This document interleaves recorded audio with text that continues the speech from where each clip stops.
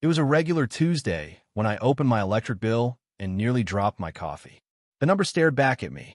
Due law 420. Last month, it was due law 175. No heat wave, no new gadgets, just a quiet house at the end of a cul-de-sac. I'm Lucas Harper, a retired electrician who now fixes snowblowers and leaf blowers in my garage. I know meters like the back of my hand, so this wasn't adding up. Something was rotten.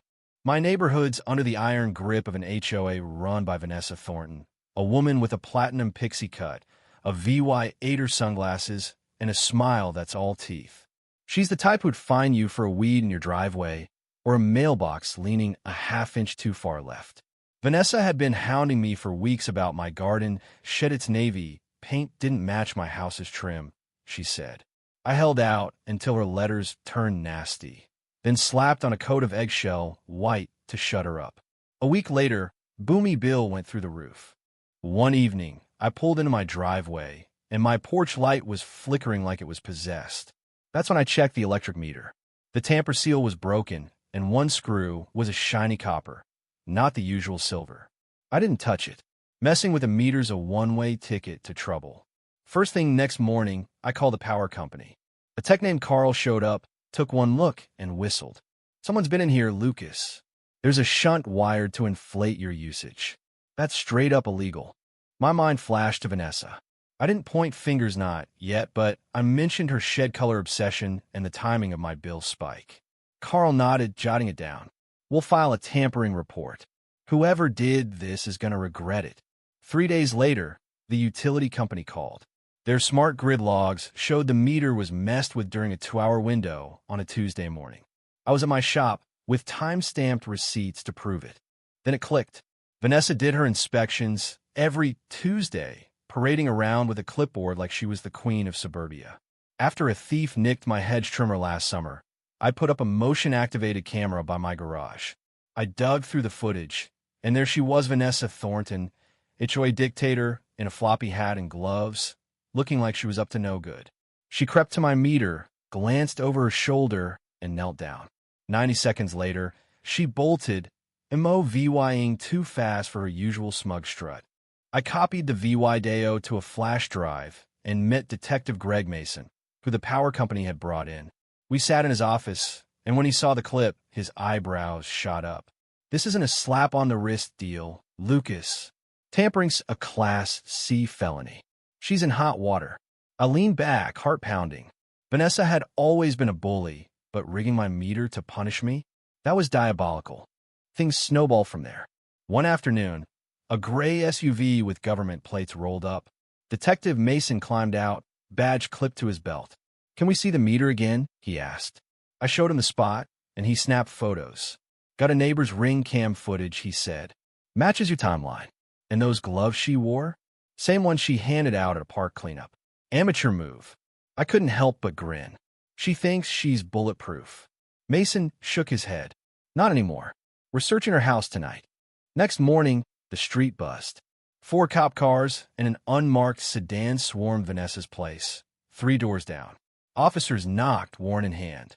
She answered in a satin robe, hair in rollers, looking like she'd been caught mid-spa day. I watched from my lawn as she waved her arms, trying to block them with sheer attitude. No dice they were inside. Nosy neighbors peeked through blinds, and the street hummed with whispers. That afternoon, Mason dropped by with a uniformed cop holding an EVY Denke bag. "Found a city-issued utility key in her pantry," he said. "Stolen from a contractor's van last month. And a shunt, same kind as yours, in a box marked yard tools." Unbelievable. I stared. She just kept the EVY Denke. Mason smirked. "Arrogant ones always do." Vanessa got slapped with felony charges: criminal mischief, utility fraud, possession of stolen goods. The HOA board acted fast, yanking her presidency. A quiet guy named Mark Nolan, the VYC president, stepped up to steer the ship. But the plot thickened.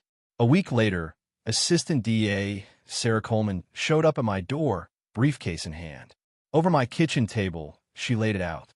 "Your case opened a can of worms, Lucas. Vanessa didn't just hit you. We've got 3 other homes with spiked meters, All folks who butted heads with her, people who challenged fines or spoke up at meetings. My jaw dropped. How long's she been at this? Sarah slid over a spreadsheet. 2 years, maybe more. She drained Dula $35,000 from the HOA's emergency fund, claiming streetlight repairs. No invoices, nothing. And we think she ran a ghost company, Clearview Consulting, to launder the cash. The neighborhood went still, like it was bracing for a storm. Then the news hit. HOA boss accused of fraud and tampering. Subpoenas rained down. Ex-board members got dragged in for questioning, and a city crew raided the HOA's storage shed, finding brand new TVs, a pressure washer, and a zero-turn mower, all bought with urgent funds. The new community council killed the emergency fund and vowed to post every receipt online. No more secrets. Vanessa's trial was electric. The courtroom brimmed with neighbors, city suits, and a few state auditors in the back. Sarah Coleman didn't shout. She didn't need to. She played my camera footage, showed the tampered logs, the stolen key, and bank records linking Vanessa to Clearview. When the jury saw her sneaking around my meter, the room buzzed. Her lawyer tried to dodge, claiming she was inspecting for hazards and didn't know electrical systems. The judge, a grizzled guy who hated nonsense, wasn't HOA-ing it. Rigging a meter isn't a mistake, it's a crime. 5 days later, the jury convicted her in 3 hours flat. Tampering, fraud, wire fraud, the works. At sentencing, the judge let her have it. You turned your authority into a weapon, fleecing your neighbors to tighten your grip. That's not governance seats theft. For years in prison, full restitution, her SAVY seized. Vanessa left in handcuffs, eyes fixed on the floor. Silver Pines was never the same. The HOA was scrapped, replaced by a council with open books. No surprise inspections, no fines without photos, every dime tracked online. People planted roses, let their lawns go shaggy. A teenager painted a dragon on her garage, and nobody blinked. My bill? Back to due law $175. The power company sent a refund for the overcharges, with a letter saying they'd missed the tampering too long. One night, as I sat on my porch, my dog snoozing beside me, I got a call from a guy in a nearby subby VY Shown. Their HOA was pulling the same stunts. I emailed them our council's charter and said, get a camera. Read our bylaws. Silver Pines wasn't just home, no, it was a blueprint for fighting back. But here's the kicker. Was Vanessa flying solo, or did the board turn a blind eye? Were silent neighbors VY Tims or enablers? Drop your take in the comments. Let's stir this up. Should Vanessa have gotten a tougher sentence? Are HOAs a scam we should burn down? Smash that like button, subscribe, and tell me, if your bill doubled and your HOA boss was caught tampering, what would you do?